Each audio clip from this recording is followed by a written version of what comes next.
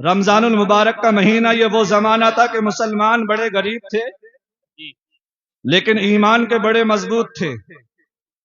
وہ زمانہ تھا کہ ایک ایک کھجور پہ چار چار مسلمان اکتفا کیا کرتے تھے۔ آج تو ہمارے پاس کھانے کے لیے پہننے کے لیے سب کچھ ہے، بس ہمارا ایمان بڑا کمزور ہے۔ میرے رسول کو جب پتا چلا کہ مکے سے یہ گنڈے آ رہے ہیں مدینے پہ چڑھائی کرنے، تو میرے نبی نے کہا ایسا نہ ہو کہ مدینے کا تقدس پامال نہ ہو جاؤ۔ میرے سرکار 313 صحابہ کو لے کر بدر کے میدان میں آ گئے۔ سبحان اللہ، سبحان اللہ۔ 313 بخاری شریف کتاب المغازی میں کہیں 306 لکھا ہے، کہیں 313 ہے اور کہیں 319 بھی لکھا ہے۔ بخاری شریف علماء کرام یہاں پر بیٹھے ہیں۔ میرے نبی جب مدینے کی اپنے ڈیفنس کے لیے 313 کو لے کر جب مدینے سے چل کر ایک بدر کا میدان ہے جہاں ایک کنواں ہے جو کنواں بدر کے نام سے جانا جاتا ہے اور اسی میدان کو بدر کہا جاتا ہے، میرے سرکار 313 کو لے کر جب بدر کے میدان میں مسلمانوں کو لے کر آ گئے، صرف 4 اونٹ تھے۔ کتنے؟ 4 اونٹ۔ اب اندازہ لگائیے، 4 اونٹ ہیں، 4-5 گھوڑے ہیں، سب پہ تلواریں بھی نہیں ہیں، تلواریں بھی نہیں ہیں، لاٹھی، کسی کے ہاتھ میں ڈنڈا ہے، کسی کے ہاتھ میں ڈنڈا، کسی کے ہاتھ میں لاٹھی ہے۔ یہ سرکار کے دیوانے ہیں۔ میرے سرکار بدر کے میدان میں لا کر صحابہ کرام کی جماعت کو لانے کے بعد فرماتے ہیں کہ اگر میں تم سے راضی ہوں، میں تم سے راضی ہوں، اللہ بھی تم سے راضی ہے۔ سمجھ لینا سامنے ایک طاقتور جماعت ہے اور وہ مسلح ہے اور جنگجو ہیں، ان کے پاس کھانے کا سامان ہے، ان کے پاس لڑنے کا بھی سامان ہے۔ میرے سرکار نے پوچھا تھا صحابہ سے، صدیق اکبر بھی موجود تھے، فاروق اعظم بھی ہے، عثمان غنی بھی ہے، مولا کائنات بھی ہے، حضرت ابو عبیدہ ابن جراح بھی ہے، حضرت حمزہ بھی ہے۔ میرے سرکار نے پوچھا کہ جو جانا چاہے چلا جائے، جو جانا چاہے وہ چلا جائے۔ حضرت امیر حمزہ چچا ہیں، نبی کے قدموں میں گر گئے۔ اللہ اللہ، میں چل کر کہہ دو سبحان اللہ۔ جو وہابی کہتے ہیں نا کہ نبی ہماری طرح ہے، حضرت حمزہ چچا ہیں لیکن کہہ رہے ہیں یا رسول اللہ۔ سبحان اللہ، سبحان اللہ۔ قدموں میں گر گئے، عرض کرنے لگے یا رسول اللہ، ہم سے یہ نہ ہوگا کہ ہم قوم موسیٰ کی طرح کہہ دے کہ جاؤ تم لڑو اور تمہارا رب لڑے، ہم تو آپ کے دائیں سے لڑیں گے۔ حضرت ابو قتادہ کھڑے ہو گئے، عرض کرنے لگے یا رسول اللہ، جب تک جان ہے، جب تک جسم میں جان ہے اور ہماری جان میں جب تک سانس ہے اور جب تک خون کا ایک قطرہ رہے گا، یا رسول اللہ آپ پہ نثار ہوتے رہے، سبحان اللہ، آپ پہ نثار ہوتے رہے گا۔ اللہ اکبر۔ جب جنگ بدر کا موقع آیا، رات کا پہر ہوا، سرکار نے جب اپنے جہاں جو جانثار تھے، ایسی جگہ آپ کو ملی کہ ریتیلی زمین تھی اور جہاں کفار تھا وہ ایکسار زمین تھی، پٹیلی زمین، مٹیلی زمین تھی۔ جہاں کفار ابو جہل نے قبضہ کیا تھا وہ ایکسار زمین پر قبضہ کیا تھا اور حضور جہاں تھے وہ ریتیلی زمین تھی۔ صحابہ پریشان ہونے لگے، عرض کرنے لگے یا رسول اللہ، اس پر ہم پیدل کیسے چلیں گے، اس پر ہمارے کیسے ہم لڑیں گے؟ اللہ کے رسول نے رب کی بارگاہ میں عرض کیا، اے پروردگار عالم، پوری روئے زمین پر یہ 313 ہیں، اگر یہ بھی ختم ہو گئے تو تیرا نام کون لے گا؟ یہ بخاری شریف کے الفاظ ہیں۔ میرے سرکار نے فرمایا پروردگار اگر یہ 313 بھی ختم ہو گئے تو روئے زمین پر تیرا نام لینے کو، جو کہ قادر مطلق ہے رب، جی بے شک، منتظم حقیقی ہے، جی ان اللہ علی کل شیء قدیر ہے، بے شک حق ہے، رب اگر کن کہہ دے تو ہو جائے۔ جی لیکن اسباب تو دیکھو، میرے سرکار رب کی بارگاہ میں عرض کرتے مولا یہ 313 اگر یہ بھی چلے گئے ختم ہو گئے تو تیرا نام کون لے گا؟ ابھی میرے نبی سجدے میں سر رکھ کر رو رہے ہیں، رب کی بارگاہ میں التجا کر رہے ہیں۔ وہ نبی اعلیٰ حضرت فرماتے ہیں عنایت کا جوڑا، سبحان اللہ، سبحان دلہن بن کے نکلی دعائے محمد، اجابت نے جھک کر گلے سے لگایا، بڑی ناز سے جب دعائے محمد، اللہ کے نبی مستجاب دعوات ہے، کبھی دعا رد نہیں ہوتی۔ بے شک میرے سرکار بدر کے میدان میں رات کی تاریکی میں رب کی بارگاہ میں اپنے سر کو جھکا کر رب کو منا رہے ہیں۔ سبحان اللہ سبحان رب نے جبریل کو بھیجا اور کہا میرے محبوب سے میرا سلام کہو۔ اللہ۔ حضرت جبریل آئے، رب کے محبوب کی بارگاہ میں آئے، کہا کہ پروردگار عالم آپ کو سلام کہتا ہے، سر کو سجدے سے اٹھا لیجئے، اللہ نے آپ کو فتح عطا فرمائی، فتح عطا فرمائی۔ اللہ کے رسول نے سر کو سجدے سے اٹھایا اور تمام نقشے کو بتایا۔ میرے سرکار بدر کے میدان میں آئے، صحابہ کی جماعت کو ساتھ میں لیا، ہاتھ میں ایک چھڑی لی اور بدر کے میدان میں گئے۔ علماء کرام اور سامعین توجہ کیجئے، میرے سرکار نے اپنے ہاتھ میں چھڑی کو لیا اور بدر کے میدان میں چھڑی سے نشان لگا رہے ہیں اور فرما رہے ہیں ابو جہل یہاں مرے گا، عتبہ یہاں مرے گا، ولید یہاں مرے گا، شیبہ یہاں مرے گا، امیہ بن خلف یہاں مرے گا۔ صحابہ سن رہے ہیں اور جھوم رہے ہیں۔ ایسا نعرہ لگایا صحابہ نے کہ باطل کے ایوان میں زلزلہ۔ نعرے تکبیر، نعرے رسالت، فیضان غوث آدم، مسلک اعلی حضرت، فیضان سرکار تاج الشریعہ، جشن غوث الورا کانفرنس، غوثیہ کمیٹی، سرزمین سید پور چنی لال، نعرے تکبیر۔ سبحان اللہ سبحان اللہ، بہت اچھا حضور نے کیا بات ہے جی۔ کہاں مرے گا ابو جہل عتبہ و شیبہ؟ جی کہ جنگ بدر کا نقشہ حضور جانتے ہیں، واہ واہ واہ، جنگ بدر کا نقشہ نقشہ حضور جانتے ہیں۔ حضور جانتے ہیں۔ یہ نقشہ ابھی بنائی رہے تھے تو سرکار نے دیکھا کہ جھماجھم بارش ہو رہی ہے، سبحان بادل آئے، جی بارش ہوئی۔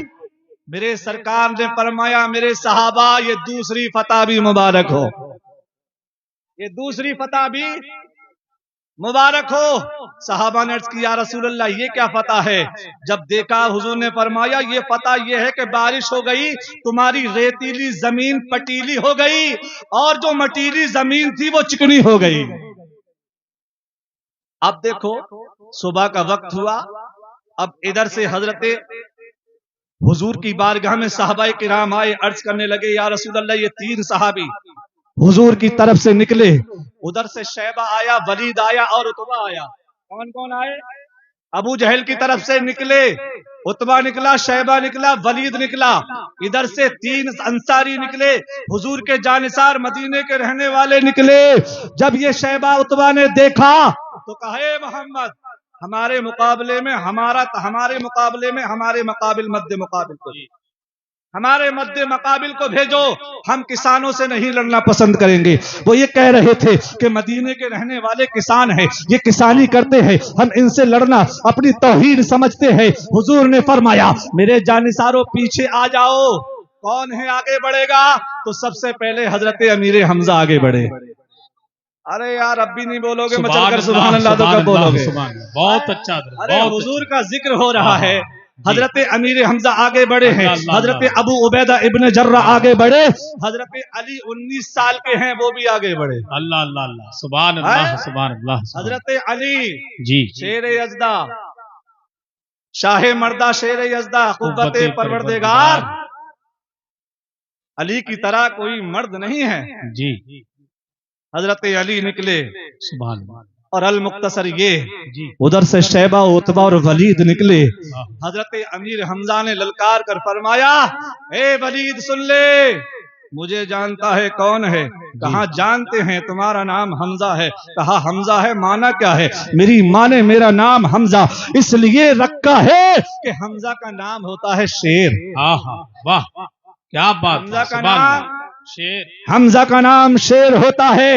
حضرت امیر حمزہ نے مقابلہ کیا، ولید کو واصل جہنم کر دیا، حضرت علی نے شیبہ کو واصل جہنم کر دیا. ابو عبیدہ ابن جرہ جو ہے عتبہ سے لڑ رہے ہیں، عتبہ نے وار کیا، حضرت ابو عبیدہ ابن جرہ کی ٹانگ پر جو ہے تلوار لگی اور وہ آپ زخمی ہو گئے، زمین پر آئے. ادھر سے حضرت امیر حمزہ نے دیکھا کہ عتبہ حضرت ابو عبیدہ ابن جرہ پر وار کر رہا ہے. پلٹ کر بجلی کی طرح حضرت حمزہ آئے، ایک ہی وار سے واصل جہنم کر دیا. جب تینوں کو واصل جہنم کر دیا ہے، اب کفار کی طرف سے تینوں کی بارش ہوتی ہے. حضرت حمزہ وار کو روک رہے ہیں، ادھر سے مسلمان لڑ رہے ہیں. اللہ کی فتح بھی آ گئی، آسمانوں سے فرشتے آ گئے، 1000 نہیں 2000 نہیں، حضرت جبریل بھی ہے، میکائیل بھی ہے، اسرافیل بھی ہے، 70,000 فرشتوں کی جماعت بدر کے میدان میں جبریل کی قیادت میں اللہ نے نازل فرما دی. کیا بات ہے، سبحان اللہ کہ سبحان چاروں طرف جو ہے مسلمان کے سپاہی نظر آ رہے ہیں. جنگ بدر کا ذرا سی دیر میں نقشہ بدل جاتا ہے مدینے کی طرف سے. تو چھوٹے چھوٹے نونہال معاذ اور معوذ حضرت افرا کے بیٹے آئے اور عبد الرحمن بن عوف کے گھوڑے کی لگام پکڑ کر کہا، چچا ہمیں ابو جہل کا پتہ بتا دو.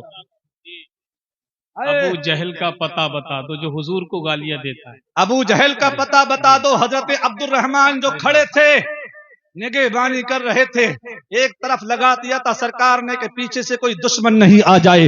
افرا کے بیٹے 12 اور 14 سال کے، سر پر عمامہ سجا ہے، چھوٹی چھوٹی تلواریں ہاتھ میں موجود ہے.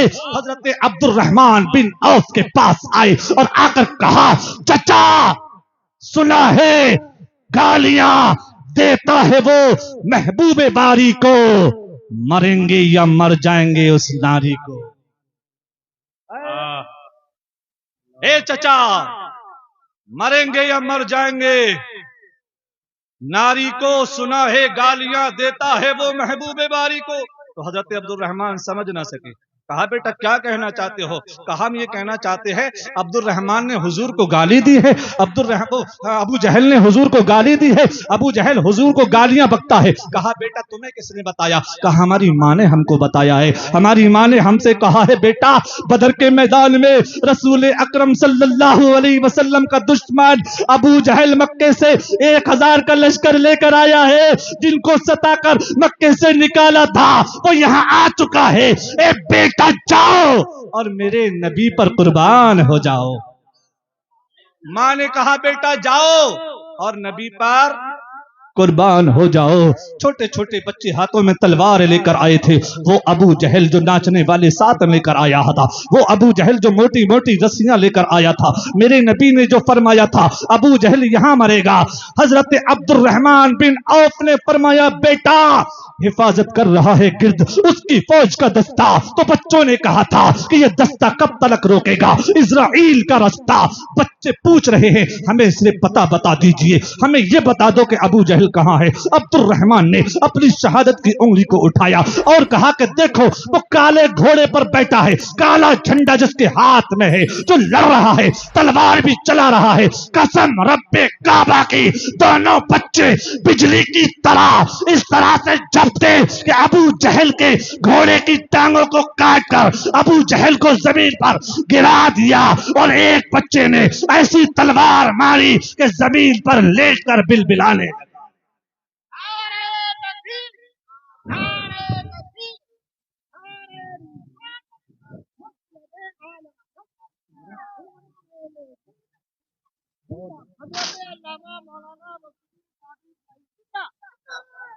میرے دوستو فانوس بن کے جس کی حفاظت ہوا کرے وہ شمع کیا بجھے جسے روشن خدا کرے.